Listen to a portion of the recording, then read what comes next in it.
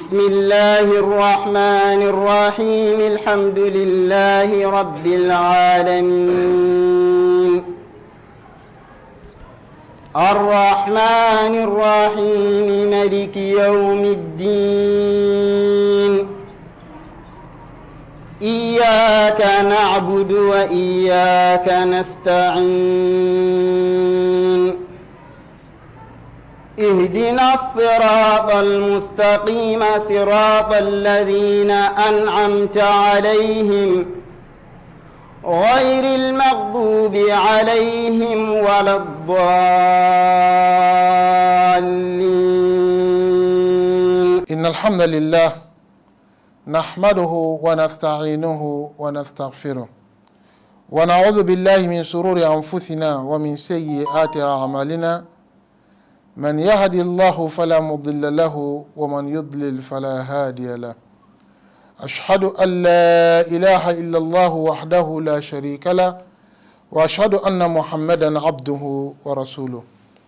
يا أيها الذين آمنوا اتقوا الله حق تقاته ولا تموتن إلا وأنتم مسلمون يا أيها الناس اتقوا ربكم الذي خلقكم من نفس واحدة وخلق منها زوجها وبث منهما رجالا كثيرا ونساء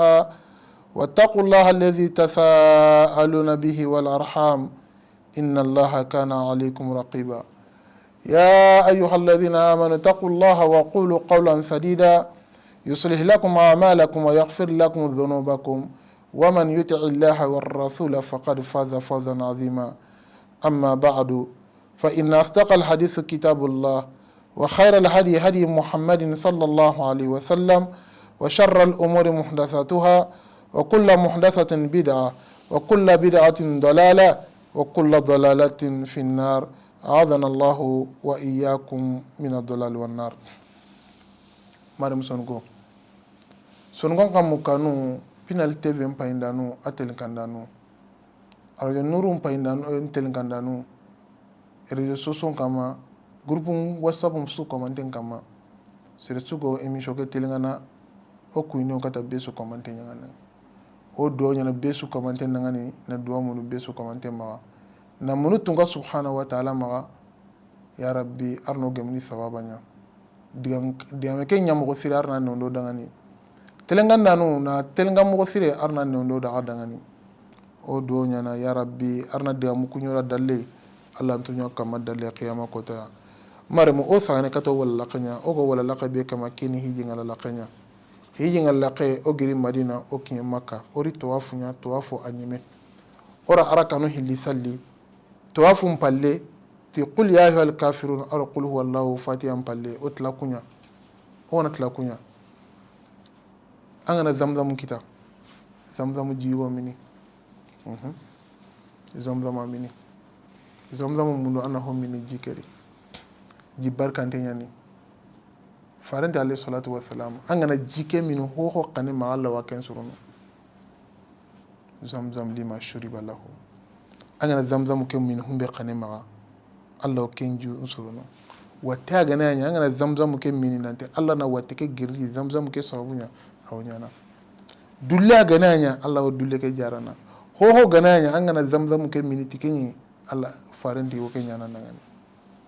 keno o zamzam munnu na zamzam ke mini ora ho mini zamzam ni oro jonkoyi oni diga sigi solle begani sawnya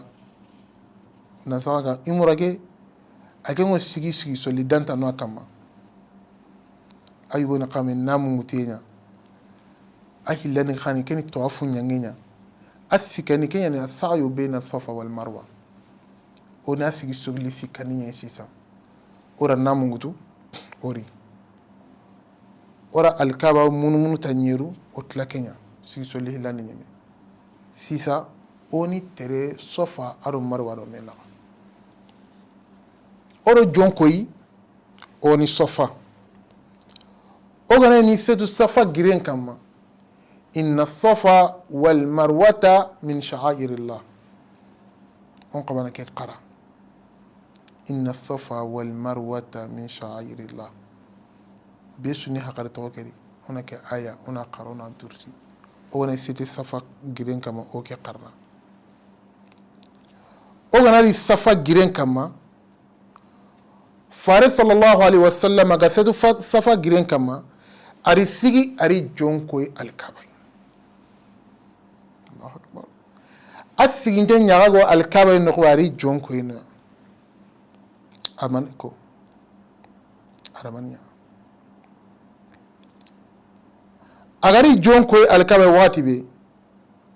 ati la ilaha illa allah Allahu akbar la ilaha illa allah الله أكبر لا إله إلا الله الله أكبر لا إله إلا الله وحده لا شريك له له الملك وله الحمد وهو على كل شيء قدير لا إله إلا الله وحده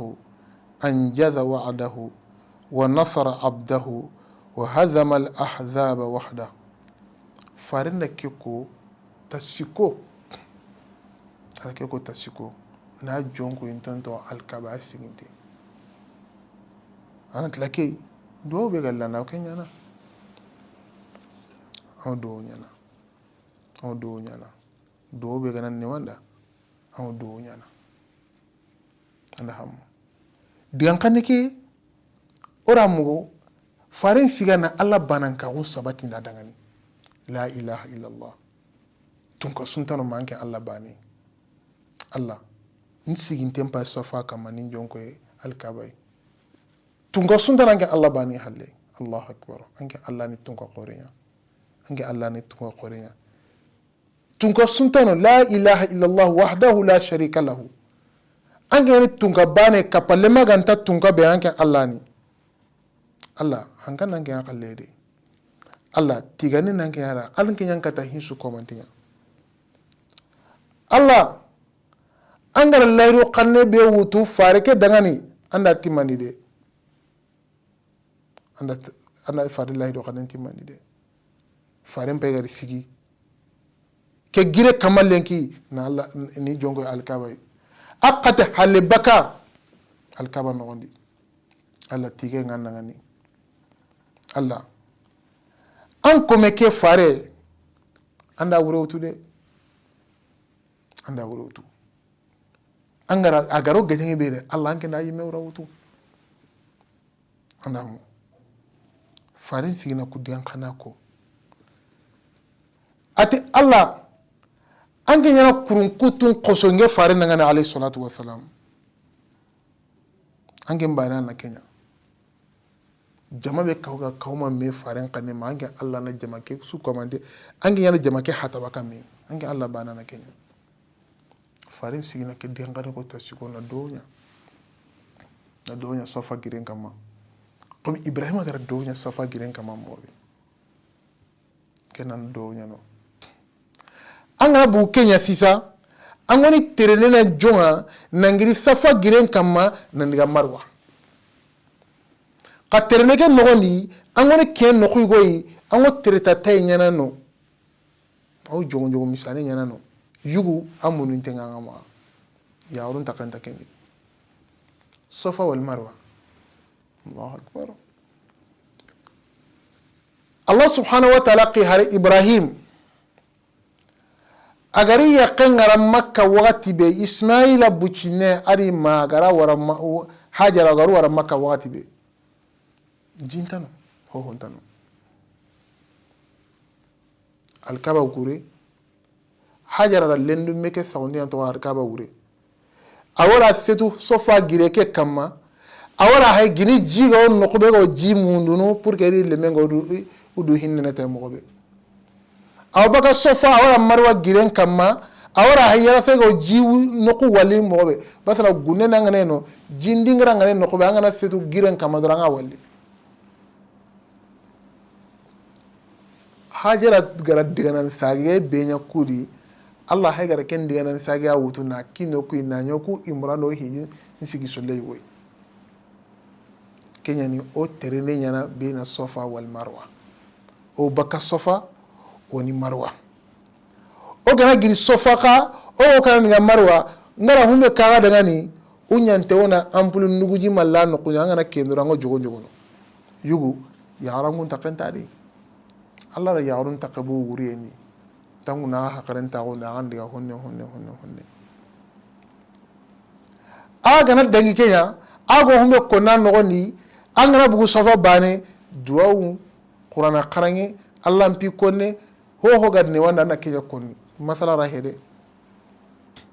ana kenya konni nan jonko marway maga gadi kenya marwa gireya aga na kenya marwa ago sette marwa giren kama ana hamu aga ra humbe ya safa giren kama aga na kenya marwa kana awo sikin na kembana ya marwa giren kama na jonko alkaba na donya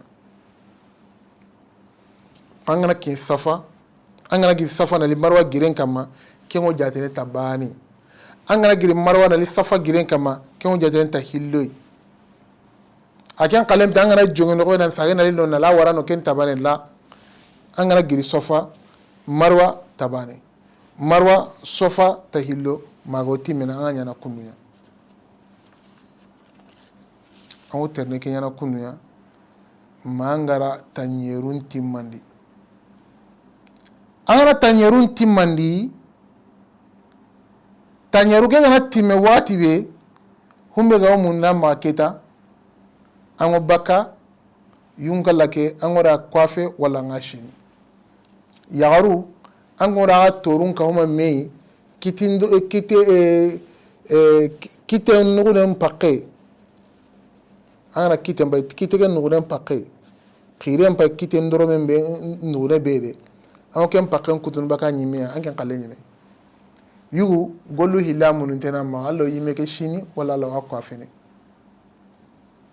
ka shinde kenya baraji nan qura dunan ta kwa fene basana fara alayhi salatu wassalam ara donya yinshi humben go yime shini tasiko tanatani atwa aro yin kwa fenda no angana kenya wakati be imura ngolle anyime pew yime shi wala yime kwafe yaranda tore nkutu anyime imura ngolle nyime pew angora kadna ya namu ke buwan kanne ya nan lara nyiramullo ni lara yiramullo angum makka taare nogoni angum makka taare nogoni anu makanken sumbana makanken go ho nyana ngo ke nyana sharia na ken su gemuna ngani na so angana imura ke angana namu ke wutu hinu yugonu kabante ngo bakan kama kannamu ke ga wara ken su gemanda ngani ke angana namu ngutu hinu yugonu anam pagaran to kundi namu ke gana wuti bane senta kutini yintenta shini namu ke gana wuti bane timallungo honta ronanya namu ke gana wuti bane anta gunnu hokalli namu ke gana wuti bane anta kenan kabu nyagare yakari ke su komante mo haram nan kama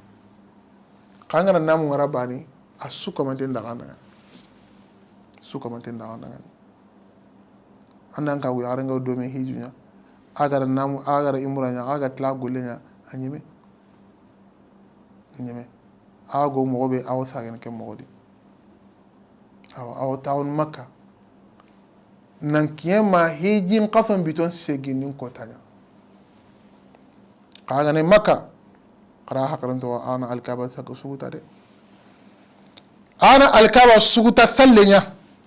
faringati alayhi salatu wassalam جابر بن عبد الله حديثني عن جابر بن عبد الله قال قال رسول الله صلى الله عليه وسلم صلاة في مسجد هذا أفضل من 1000 صلاة فيما سواه إلا المسجد الحرام والصلاة في المسجد الحرام أفضل من 100,000 صلاة فيما سواه رواه أحمد فارين ينتهى دعني مدينة مثلك ati angana salli bana nyano ampunu wujine salle misire tanade humbe ga itika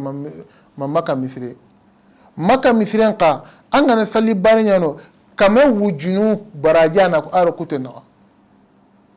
ma da ta ankara ai li misire kedi tuanu ti haramu no misire su kamen gujunum barajun kitinari alhamdulillah arna su komante sabati arna su komante liga kamare mengo humbe konanda diga alkaba misirendi humbe go kitene no kenta kitene no kutenyare alkaba na waranya na ngo barajin kitana na alkaba waranya na ngo barajin kitana ngo darajan kitana aro no kutana tabana de sere su sahanganda an gana diga makka an dura koto an fardan su akini alkaba misireke nogondi an diga yimeni kenyewo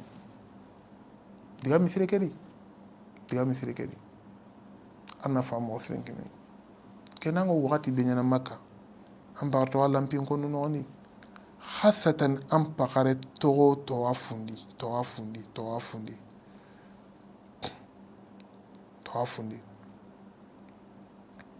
towafu an pakari toga de Allah fara alayhi salatu wassalam ati towafu ke haike an gana towafu kenya nara kanu hillisalli akom sirebe gara kome kahora ondi Abdullah ibn Umar hadisa yati da munu fara alayhi salatu wassalam ibn Majah hara hadisa ke hilla hadisa tanara ke lami ati sirebe gana towafu nya tanyeru angan tan sagunu tadda sagu dingira sui ma Allah gara baraji kinaya ango tangu tun baga nokuso ma Allah gara njurmu nyampa Allah subhanahu wa ta'ala outla qarna susa ndanga ni daraja yi ango hoho nyana wa susa na daraja na kinaya ana pagarto ko ken mo thri tawafu pagarto gadi an se ko ngen humbe ana ken tawafu serebe gana kata hanga kitana tawafu ma an golle sun warab tawafu kane magalo tawafu ken tayana nukusu non palle mun ko te kamanta yana nukusu bati bane be karan intengo ti alkaba agan tanyana misire tanadi ma alkaba bane antanya kompetene ma alkaba bane ken tawafu ni angara kasu yoru mun ko te kamalla hajunta alkaba bane halle walla gara ne na keno tawafu ke gabondi mata nama nahilan salli mata nama qur'ana qara kan pagare to tawafu keri basan angana buguno tawafu ken tanya no khusun no bade halle amma kan taga no ni tawafu ngabondi Allah farena ho gabe ko tawafu nda amma kan taga no ni misire ka lazimu wakati su komante ma bugu misire kedi am pagare to misire kedi arna famo sengemi mare mu kende on tagu maka manalikie bito seginin kota ori kinye kenya kan kota ayomu tarbiya ori kinye tarbiya kota nya yomu tarbiya kan kota hijin qasom bito seginin kota kenya togoni yomu tarbiya kenya hijin qasom bito seginin kota nya hijin qasom bito segi kota ngana kinye awa golle ngirketa kenya ni hijin golle ya hijin golle onara qariga hijin golle araka wonirige yomu tarbiya ogo be gara namu mutu ti tamattu unya orni maniya sisa o sagene na namu mutu kurumba ya qari o gara yankiye benya o gara kenko mo be jana yankiye be ga nyana na hijun namu mutu an ken bana nyana qari na hijun namu mutu an gana kyan wuti labbaik allahumma hajjan Allah nan namu ke wuti hijun kallani namu ke be haywa wuti hijun namu nya haike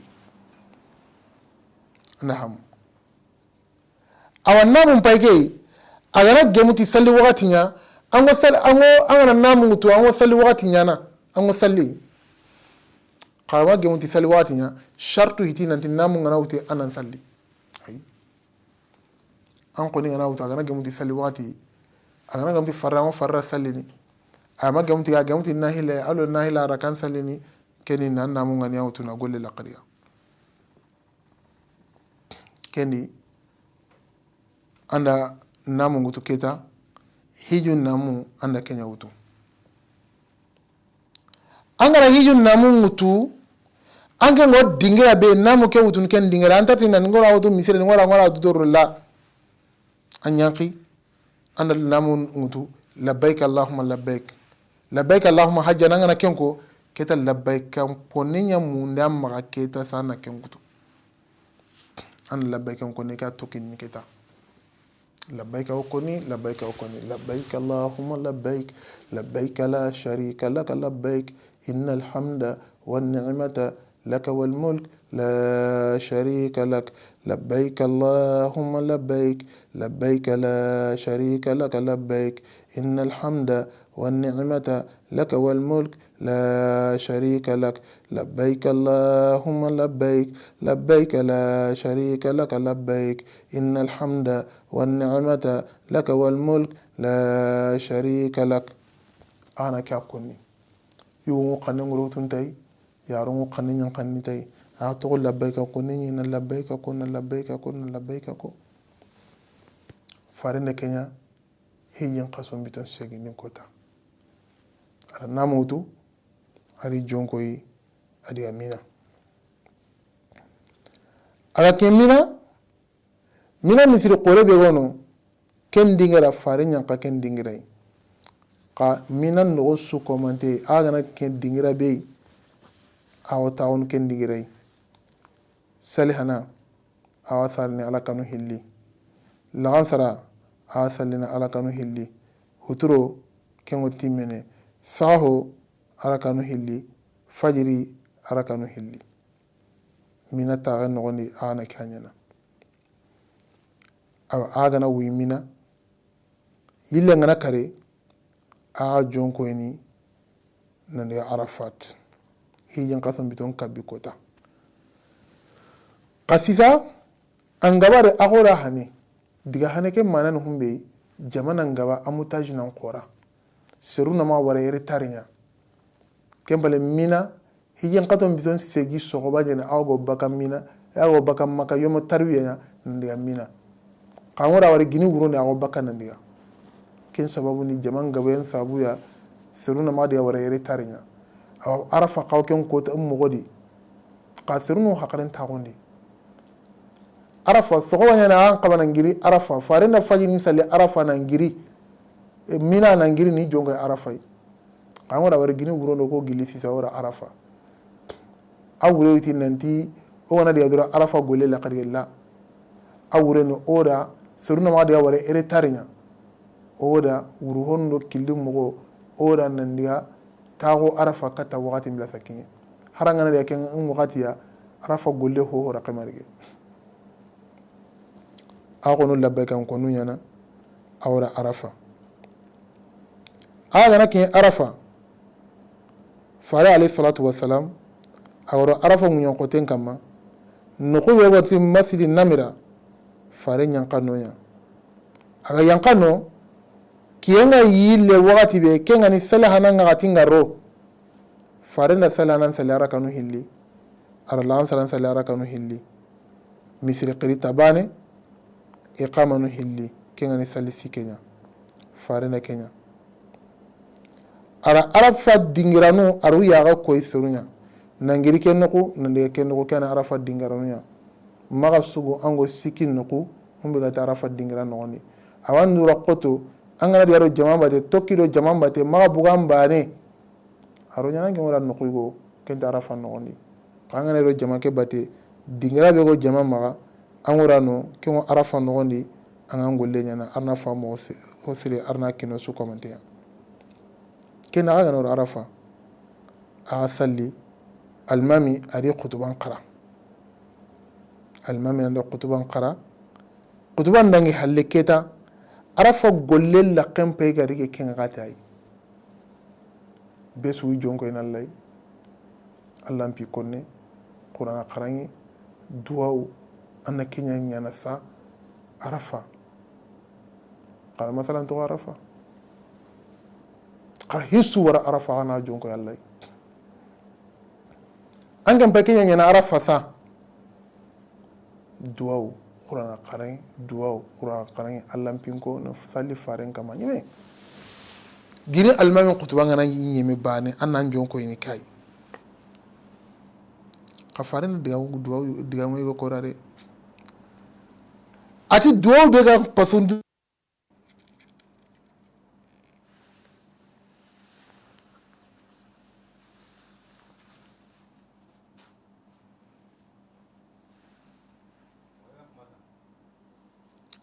alhamdulillah rabbil alamin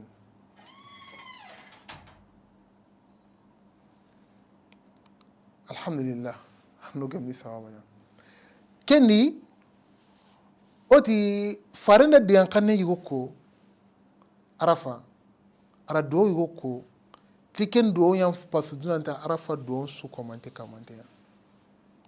do ken kangai ona telenga do mede oti ali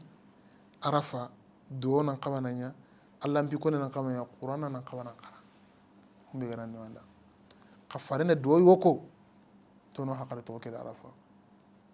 خير الدعاء دعاء يوم العرفة وخير ما قلت أنا والنبيين من قبلي لا إله إلا الله وحده لا شريك له له الملك وله الحمد وهو على كل شيء قدير أتي دعاء هو قونا عرفة دعاء ينبث السوق منتيا أو دعاء بيقال لي الله لدنا أنت السوق منتيا إيك فارين رحم بكو قي هرقو بيقال سوق كي حل كون كنا رحم بكو كن دعاء هاي كي لا إله إلا الله وحده لا إله إلا الله وحده لا شريك له الله نجي يعني تونغا بانيا تونغا سندنا مانجا الله إلا نيجا أنت تونغا بي أنجا الله هني له الملك مرين أنجا الله ما وهو له الحمد تيجين أنجا الله قلي وهو على كل شيء قدير أنجا الله روحين سو كومنتيا تنا كيكو كالي الله بدون تدون سو كومنتيا لا إله إلا الله وحده لا شريك له له الملك وله الحمد وهو على كل شيء قدير تنكيكو كالي الله بدنا تعرف الدعاء سكمتين تنقانانو أنا هاي دعاء هديك كنا الله بيكون نيو كنا أنا الله مجمع كان تنقى سبحانه وتعالى هم بيقال لا دعني أنك الله يكو أني مجمع كنا لا دعني أنك نعمنا هم بمنا الله وكنتو هم بيقال الله كم قال الله ربنا الله وان خليك نيانا دعني ما هرسيك كذي أكان عرف الدعوة فارين على سلامة كسل كندو أجري أدي أشيء ما جيرة موري كأنني جبل عرفة أما ستجيرن كمارة أدي شيء جيرة موري فاتيكا نيو ينو فارين دي أشيء فاتيكا كوري أدي جونغو يسحبا ميا أنا خطبة جيلة كانوا خطبة بي sahaba gabe gara khutuba ke lagami aw Allah rakaba ko nya fare ndade kamero ho wujunu haram mare me mi ko onta fare ma qasere ma sere tirni fare na maniko Allahu akbar kene Allah golleni ke sere suma sere tirni fare ngara ho ko ari khutuba gille ke nya ke khutuba an kele khutbatu yawm arafa faren sigi ke sigi dingrai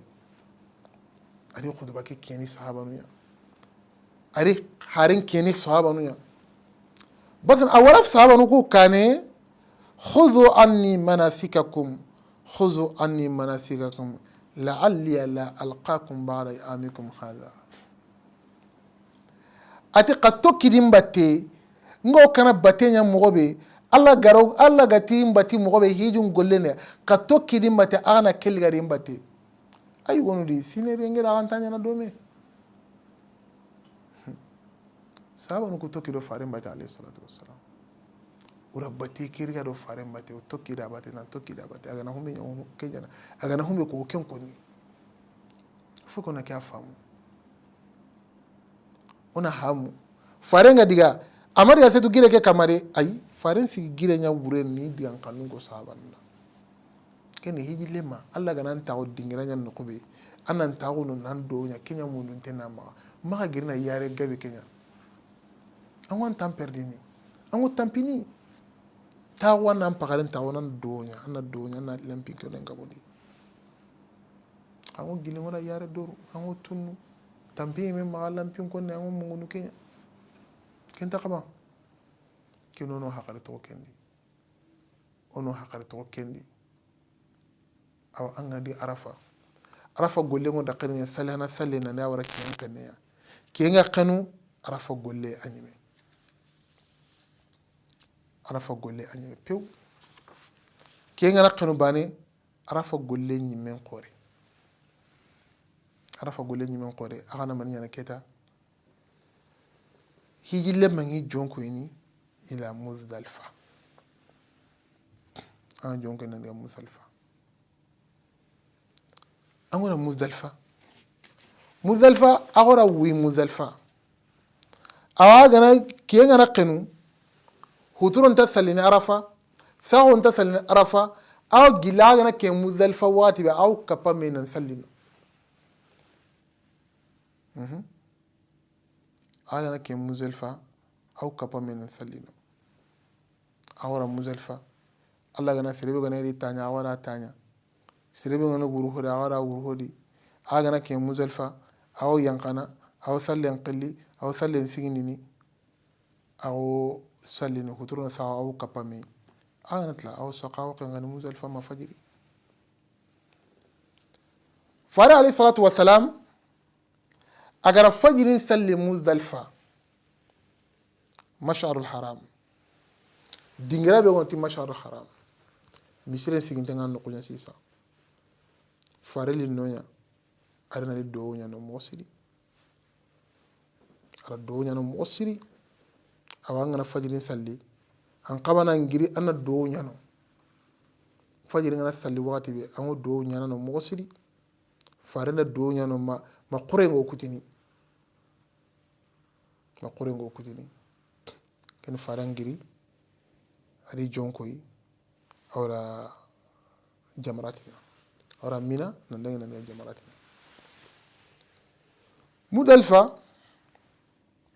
angana kata kochen sagarana da ambatte Muzdalifa an kochen sagarana da ambatte kochu nyeri an ken sagarana angun diga shetane gulle nyati kochebe an ken sagarana waramba qafara alayhi salatu wassalam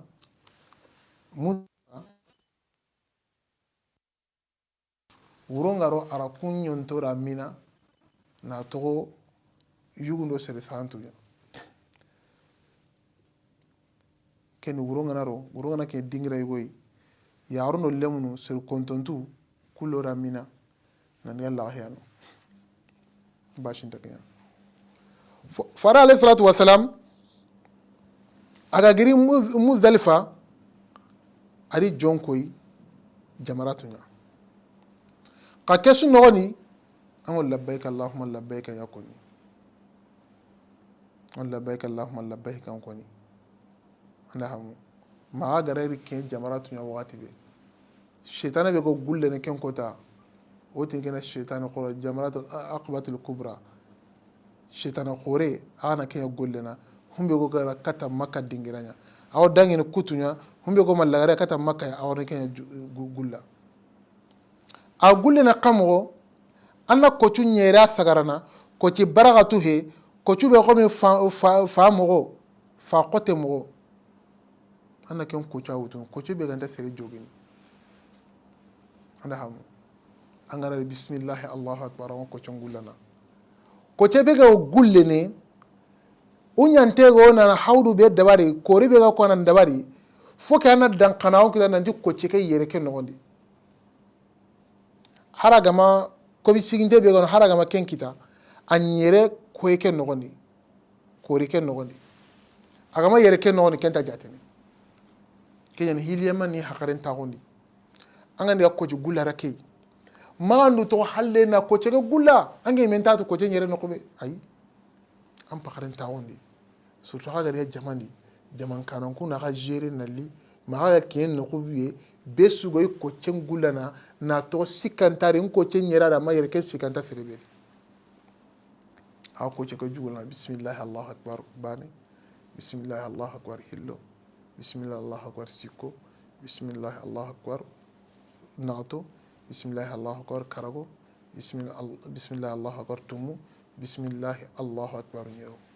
ñeru nun timme ango bakka ñeru ngana timme wakati be ango bakka a ngana bugu wakati be sisa ñeru nun timme a bugu keta agora nandiga yimme lawo shini angana ñimmen shi ke halle alla ñira mu ngalla anda hamu farenga bugu adiga nanigi yimme shi ni yira mu londi na timalinga li yimme ken nandiga to afunya makka ka ko mina taga ñen angabari wakatu ni wa sharian qotoni na kama aga na kenya awo sayna li tantanu ngure aga tantanu ngure aga yimme shini na ga namunu ngara na ga la ñira mu londi aga na yanka makka kota be awra to afunya wala serebe no na kata na to afun kana ya kenko na zaman ta on koreni ana to afunya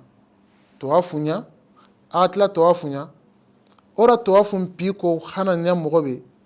tanyeruke angara nya mogobe angari imura nya tanyeruke nya na mo sumbana ho honturo mena angana tla de yankane be ko na ra arga kenan bana anya mo gonan bana angana tla ra kanu ku hilli salle su ko mantena bana ana ken salli awra sofa wal marwa tiri ana tla kenya alhamdulillah angena hiju isigi solle angena kenya mapew ken angen kuten to minata be kasirbe ngana ya minata anga ma tawafu kenya angana sage na le kota be angona tawafunya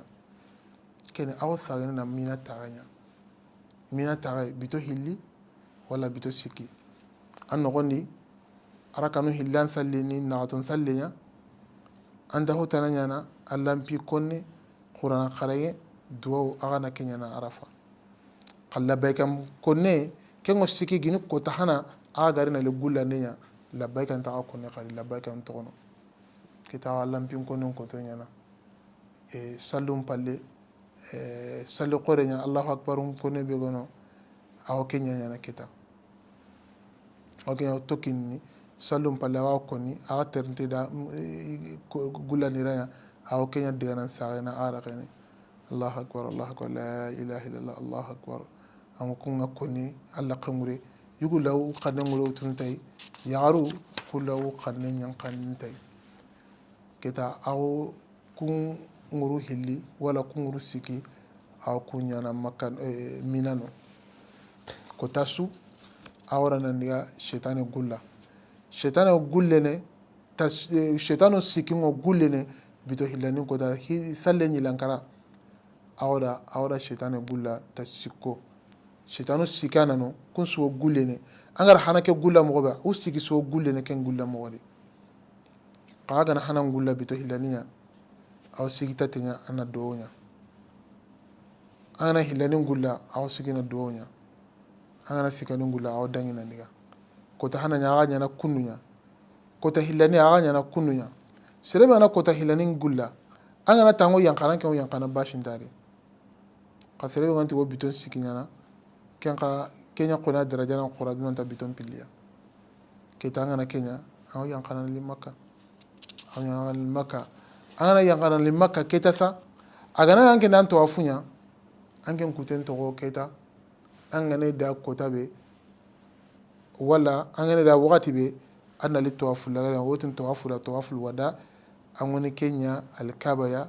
ko mangara tawafu kututu ya mobe an tawaful la ngana kenya al kabaya keta nyime hijungo lanu maram kani hijungo lenya hiji kenya na kundwa farina nya kundwa nangare sabanu kane oduna khuzu anni manasikakum la'alli la alqakum ba'da amikum hadha kani hijungo lenya nangire ajungaro ya na lawara alla garonya ko alla nyagana arna mo sire arna nondo su commenter nangani ka hijugo ona hamu hijugo sigusolu dantanu way hijungo siki humbe kama hijun sigisolle ayugo na kangai namu ngutiye keni hijun sigisolle way asu commenter wala jongu hana be keni nganiya bisuni hakare to ke golle so ngane ronari ana ngani akenya sireni ngania ne kenya munun tenna maga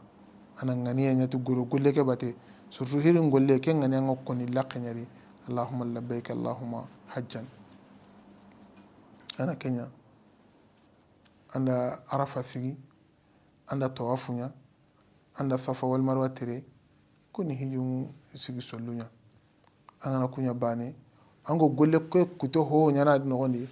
ken sunu golle humbe somanta ngo munna no gondi ka humbe me hiji ngo bonnoti humbe me ken ko hidanta no o Allah nyagana ya rabbi arna hiji ke arna nondo dangani ya rabbi Allah gara hummen warja arna wuro sa arna kino duya ana liman ka usre kino duya ya rabbi Allah gamaro hummen warja arna warja usre kino duya arna sa usre nondo dangani kille ke arna nondi o do nyana besu komante dangani ken hiji wala laqanya o kata humbe no kitana na ken telenganda nuya ke wati no gondi o Allah nyagana arna fa mo usre kino maremu haramad ndiga menyani qarre ndiga menyani la alla samme gana wara no kubenu kama ko mutude in samme ga no kubenu kuno ko me famuye logendo to ko logenya wala nyala la nyampo ma kendi kawar sahaba no be ko alla de ngane fare ndiga ngane ken kenya o alla nyagana arna kullu go dangani arna kullu go suko maten dangani ken hiji ngal laqenya insha Allah wa qorno kenku na donya besu komante ngani na do munu besu komante ma la Allah gana wala la ko yoy o wana kata wala la kenyana nan se salle qoran qibarun kama kenga makite Allah gano sire sagani baka hijunya insha Allah oni wala la qwa continue wa mun Allah subhanahu wa ta'ala ana liman ka wadriknu atina rabbana atina fid dunya hasana wa fil akhirati hasanatan wa qina adhaban nar ربنا لا تزغ قلوبنا بعد إذ هديتنا وهب لنا من لدنك رحمة إنك أنت الوهاب. بسم الله الرحمن الرحيم الحمد لله رب العالمين الرحمن الرحيم مالك يوم الدين إياك نعبد وإياك نستعين اهدنا الصراط المستقيم صراط الذين أنعمت عليهم غير المغضوب عليهم ولا الضالين